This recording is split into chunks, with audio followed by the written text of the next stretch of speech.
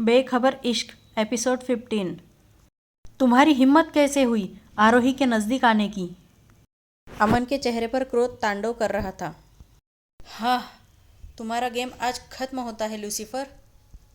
इंसानों के साथ ताल्लुक रखने के लिए वेम्पायर काउंसिल तुम्हें कभी माफ नहीं करेगा। मेरे बारे में बाद में फिक्र करना, पहले आज अपनी मौत का सामना करो। अमन, इसके साथ क्या करना है वो मुझ पर छोड़ दो। इस वक्त आरोही को तुम्हारी ज़रूरत है। अनिका आरोही को लेकर कॉटेज के बाहर आ गई थी। आरोही दर्द से तड़प रही थी। अमन, हमने आने में देर कर दी। नहीं अनिका, कोई तो रास्ता होगा, प्लीज़ कुछ करो। एक रास्ता है, लेकिन वो आसान नहीं है। वो जो कुछ भी हो, मैं उसके लिए तैयार हूँ। मैं बस आरोही को किसी वैम्पायर का गुलाम बनते हुए नहीं देख सकता। फिर तुम्हें अभी इसी वक्त लूसीफर का जहर इसकी बॉडी से निकालना पड़ेगा। अपनी इच्छा शक्ति कायम रखना अमन। एक बार तुमने इसके खून का स्वाद चख लिया तो रुकना मुश्किल होगा। और कोई रास्ता नहीं है, हमें जहर को फैलने से रोकना ही होगा। एक बार फिर सोच लो अमन, तुम यह कर पाओगे। अगर तुम नहीं रुके तो चंद मिनटों में आरोही की मौत हो जाएगी। अमन, मुझे लूसीफर का गुलाम नहीं बनना। मैं ऐसा नहीं होने दूंगा। अमन उसके बदन से जहर खींचने लगा। अमन के लिए अपनी प्यास को काबू में रखना बेहद मुश्किल था, लेकिन किसी तरह वो इसमें कामयाब हो गया। लेकिन अब देखने वाली बात यह है कि वो काली शक्तियों का असर कम करने में कामयाब हो पाता है या नहीं। चाहे कुछ भी हो जाए, मुझे अपनी प्यास कंट्रोल में करनी ही पड़ेगी। मैं आरोही को कोई नुकसान नहीं पहुंचा सकता। अनिका, इसे होश क्यों नहीं आ रहा? जहर इसके जिस्म से निकल चुका है, लेकिन उसका प्रभाव कुछ देर तक तो रहेगा ही। तुम आरोही को लेकर घर जाओ, अब इसे आराम की ज़रूरत है। अमन के जाने के बाद अनिका और अंश लूसीफर को निपटाने में लग गए। आरोही को अपने गुलाम बनाने की साजिश में तुम हार गए। बिना देर किए अंश ने लूसीफर को मौत के घाट उतार दिया। हमारे इलाके में आकर न जाने तुमने कितने मासूम लोगों की हत्या की है। तुम्हें इसकी सज़ा मिलेगी। फ्लैट पर आने के बाद कुछ घंटों में आरोही को होश आया। अमन, मैं यही हूँ आरोही, तुम अब सेफ हो। मैं तुम्हें कभी कुछ नहीं होने दूंगा। अमन, मैं तुमसे कभी अलग नहीं होना चाहती। तुम्हें मुझसे डर नहीं लगता आरोही? मैं तुमसे प्यार करती हूँ। जिससे प्यार हो उससे कैसा डर? मैं भी तुमसे प्यार करता हूँ और अब मैं तुमसे अलग नहीं रह सकता। तभी आरोही का फ़ोन बज उठा।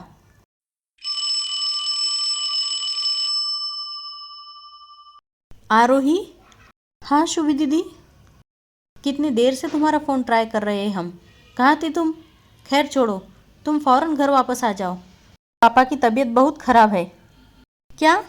ओ गॉड, मैं अभी निकलती हूँ यहाँ से। अमन, मेरे पापा की तबीयत ठीक नहीं है।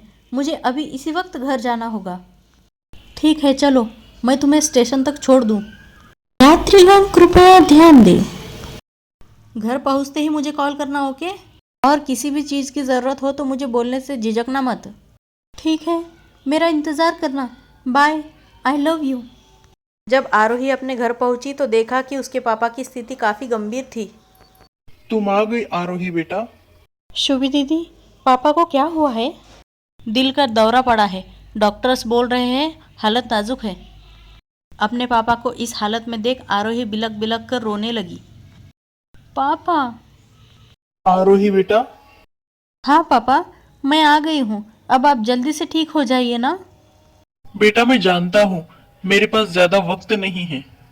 ऐसा मत बोलिए प्लीज़। यही सच है बेटा, लेकिन क्या तुम आखिरी बार मेरी एक बात मानोगी? आप जो भी बोलेंगे मैं सब कुछ मानने को तैयार हूँ। बस आप पहले ठीक हो जाइए। बेटा मैं चाहता हूँ कि मेरे जाने से पहले तुम और राहुल शादी कर लो। अपने पापा की बात सुनकर आरोही स्तब्ध रह गई। राहुल से मेरी शादी? हाँ आरोही, तुम दोनों बचपन से एक दूसरे को जानते हो। वो और हमारा पूरा परिवार तुम्हें पसंद करता है। तुम्हारे पापा और मैंने सोचा क्यों ना हम अपनी दोस्ती को रिश्तेदारी में बदल लें। आरोही एक ऐसी कश्मकश में पड़ गई थी। मैं पापा को अमन के बारे में कैसे बताऊँ? वो ये सदमा बर्दाश्त नहीं कर पाएंगे। लेकिन राहुल सिर्फ मेरा दोस्त है, उससे मैं शादी कैसे कर सकती हूँ? उस दिन रात को आरोही को अपनी ज़िंदगी का सबसे बड़ा फैसला लेना पड़ा। उसने राहुल से शादी के लिए हाँ कर दी। मैं नहीं चाहती कि पापा को मेरी वजह से दुख पहुँचे। मुझे ये शादी करनी ही पड़ेगी। आरोही जल्दी आओ, हमने तैयारी कर ली है। लेकिन शादी से पहले उसे एक और काम करना था। शिमला में अमन बेताबी से आरोही के फ़ोन का इंतज़ार कर रहा था। अभी तक उसने कॉल क्यों नहीं किया? उसका फ़ोन भी बंद आ रहा है। आरोही, हेलो आरोही। अमन, इतनी देर क्यों लगा दी फ़ोन करने में? मुझे तो बेचैनी होने लगी थी। उस दिन हमारे बीच जो कुछ भी हुआ उसे भूल जाओ। क्या मतलब है तुम्हारा? आज के बाद मुझसे बात करने की या मिलने की कोशिश मत करना। लेकिन क्यों? आखिर मैंने ऐसा किया क्या है आरोही? बात क्या है? कुछ तो बताओ मुझे। आरोही ने रोते रोते जवाब दिया। मैं तुम्हें कुछ नहीं बता सकती अमन, पर अगर तुमने मुझसे सच्चा प्यार किया है तो मेरा कहाँ मानोगे? मैं समझ गया आरोही, तुम मुझ जैसे वैम्पायर से कोई वास्ता नहीं रखना चाहती हो, यही बात है ना?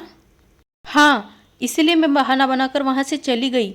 अच्छा हुआ तुम खुद ही समझ गए। अब एक और एहसान करना अमन, कभी मुझसे मिलने या बात करने की कोशिश मत करना। इतना कहकर आरोही ने फ़ोन पटक दिया। मुझे माफ़ कर दो अमन, मेरे पास तुम्हारा दिल दुखाने के अलावा और कोई रास्ता नहीं था। सॉरी। कहानी आगे जारी रहेंगी, देखते रहिए मेरा अगला एपिसोड।